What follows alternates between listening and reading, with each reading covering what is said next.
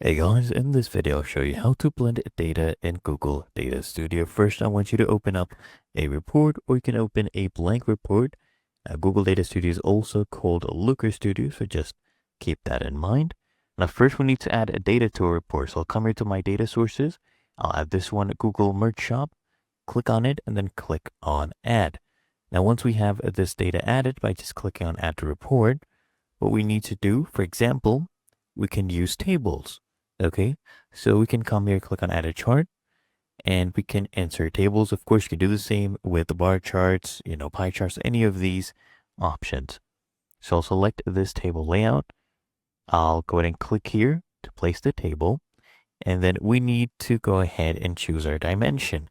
So I'll edit this and we'll change it to age. Okay, for example. And then let's go ahead and add another table right here, right? So click on Add Data. Actually, click on Add a Chart. And then click on the table again. We'll place it here. And for this, we'll choose Browser. Okay, choose Browser for this one. So there we go. Change this to Browser. And now to blend the data, all you need to do is highlight both of them. So place your cursor outside both the tables and highlight both the tables. Okay, and once you've highlighted them, all you need to do is right click. After right clicking, I want you to go ahead and scroll down and select blend data.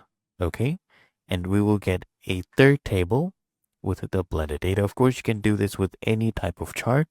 So if I scroll down here, you'll see this is our blended data. As you can see, that is the data source. And it's really that easy and simple. You can go ahead and play around with this as you please.